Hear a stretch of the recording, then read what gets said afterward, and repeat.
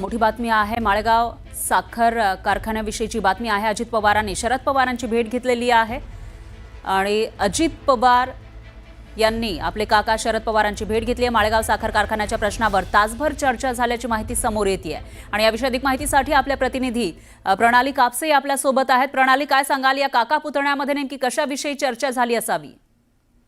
आजच एक मोठी बातमी अशी आलेली आहे की साखर कारखान्यांच्या संदर्भामध्ये गाळप हंगाम हा 1 नोव्हेंबर पासून सुरू होतोय। खरं तर तो हंगाम 15 ऑक्टोबर पासून सुरू होणं अपेक्षित होतं, परंतु राज्यात आता जी काही परिस्थिती, ओल्या दुष्काळाची सदृश परिस्थिती जी निर्माण झालेली आहे, म्हणजे मोठ्या प्रमाणावर पाणी ठिकठिकाणी साचलेलं आपल्याला बघायला मिळतंय। त्या पार्श्वभूमीवर काल महत्त्वपूर्ण एक निर्णय घेण्यात आलेला आहे की मुख्यमंत्री सहाय्यता निधीसाठी 10 रुपये आणि 5 रुपये हे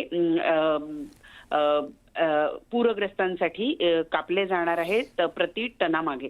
हा महत्त्वपूर्ण निर्णय झाल्यानंतर आज आपण जर बघितलं तर उपमुख्यमंत्री अजित पवार हे थेट त्यांच्या काकांची भेट घेण्यासाठी वाय.बी. चव्हाण सेंटरवर गेले होते।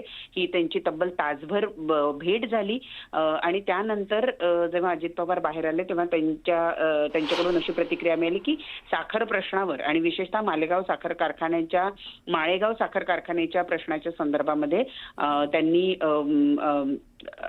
शरद पवार यांची भेट घेतलेली आहे।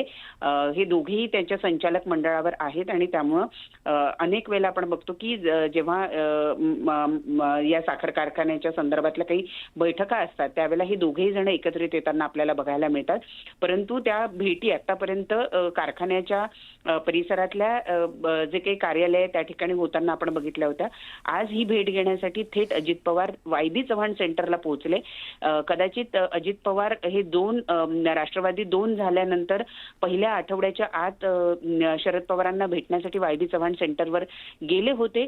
त्यानंतर आता तब्बल 2.5-3 वर्षानंतर पहिल्यांदाच अजित पवार हे वाय.बी. चव्हाण सेंटरला गेले असावे असं दिसून येत आहे। एक महत्त्वाची घडामोड म्हणावी लागेल ही की अजित पवार हे थेट शरद पवार यांची भेट घेण्यासाठी वाय.बी. चव्हाण सेंटरवर पोहोचले होते।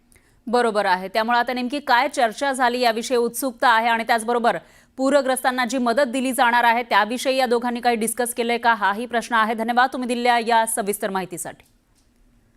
तर मुंबईमधील वाय.बी. चव्हाण सेंटरमध्ये पोहोचलेले होते अजित पवार, जे राज्याचे उपमुख्यमंत्री आहेत आणि एक महत्त्वाचा निर्णय आज झालेला होता पूरग्रस्तांविषयीचा। साखर कारखान्यांकडून ही मदत दिली जाणार आहे पूरग्रस्तांना आणि याच पार्श्वभूमीवर आता माळेगाव साखर कारखान्यावर असलेले हे दोन्ही नेते, जे वेगवेगळ्या पक्षामध्ये सध्या असले तरी देखील काका पुतण्या ते आहेत आणि त्यांच्यामध्ये ही चर्चा झालेली आहे। त्यामुळे आता एक उत्सुकता निर्माण झाली आहे आणि त्याचबरोबर यांनी नेमकी काय चर्चा केली असेल, शेतकऱ्यांना, जे पूरग्रस्त शेतकरी आहेत त्यांना आणखी काही मदत दिली जाणार का, याकडे सुद्धा लक्ष असतानाच आता माळेगाव साखर कारखान्याच्या प्रश्नावर तासभर या दोघांमध्ये चर्चा झाल्याची माहिती समोर येते आहे आणि मुंबईमधल्या वाय.बी. चव्हाण सेंटरमध्ये ही भेट झालेली आहे। त्यामुळं ही तात्काळ भेट नेमकी कशासाठी होती हाही सवाल या ठिकाणी उपस्थित होतोय।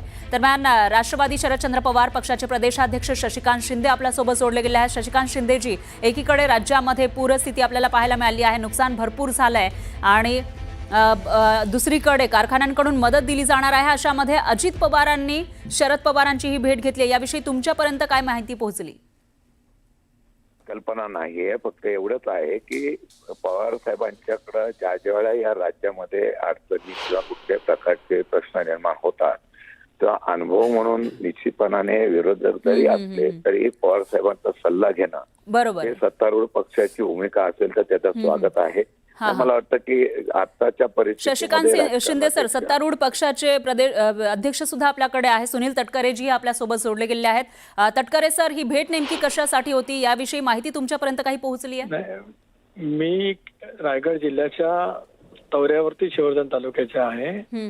ती भेट जर का असेल तर एकतर जे काही प्रश्न असतील त्या प्रश्नाच्या संदर्भामध्ये असू शकते की वेगवेगळ्या संस्था ज्या आहेत त्या वेगवेगळ्या संस्थांच्या बाबतीमध्ये सुद्धा काय बैठका असतात, त्या निमित्ताने ते असू शकते। त्याच्यामध्ये वेगळं वागवं वाटण्याचं काही कारण नाही, ही काय राजकीय भेट नाही।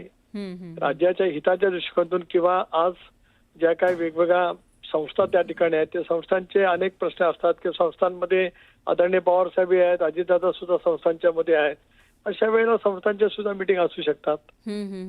तटकरे सर, जी माहिती सूत्रांकडून मिळते त्यानुसार माळेगाव साखर कारखान्यासंदर्भात यामध्ये चर्चा झाल्याचं कळत आहे. एकीकडे कारखानदार जी मदत सरकारकडून दिली जाणार आहे कारखानदारांकडून घेऊन त्याला विरोध करतायत अशी माहितीही समोर आली आहे. नाही, मला याच्यातलं काही तपशीलवार माहिती नाही. मला एवढं नक्की माहिती आहे की माळेगाव सहकारी साखर कारखान्याचं एक शैक्षणिक संस्था आहे ज्याच्यामध्ये पवारसाहेब अध्यक्ष आहेत. दादा सुद्धा त्या कारखान्याचे आता चेअरमन झाल्याचे असल्यामुळे त्या ठिकाणी अध्यक्ष पदसिद्ध त्याच्यावरती असतात. त्या संदर्भात मिटिंग होती किंवा अन्य काय कारणाच्या बाबतीमध्ये होती, मला काय त्याच्यातलं काही माहिती नाही. आता आपण माळेगावचा उल्लेख केलात म्हणून मी आपल्याला त्याला पूरक अशापैकीच बोललो. बाकी मला त्याच्यात माहिती असे काही कारण नाही. पण त्याच्यात राजकीय अनवर्थ काढण्याची काही गरज नाही. आणि त्या दृष्टिकोनातूनच काही वेगळा विषय असेल की ज्याच्यातून त्या सगळ्या परिसराला राज्याच्या हिताच्या दृष्टिकोनातून असेल तर ती चर्चा झाली असेल. शशिकांत शिंदेजी, तुमची काय प्रतिक्रिया यावर?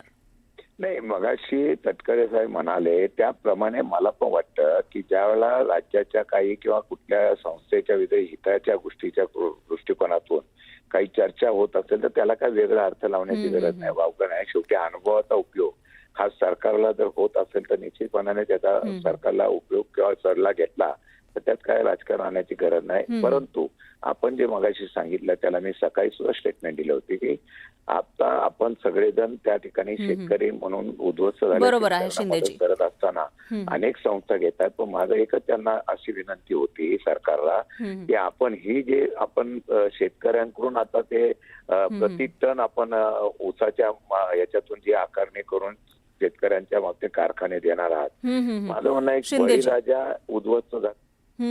तुमचा मुद्दा लक्षात आला आहे आणि तुमची ही विनंती तटकरे साहेब मान्य करतील असं आपण अपेक्षा करूयात.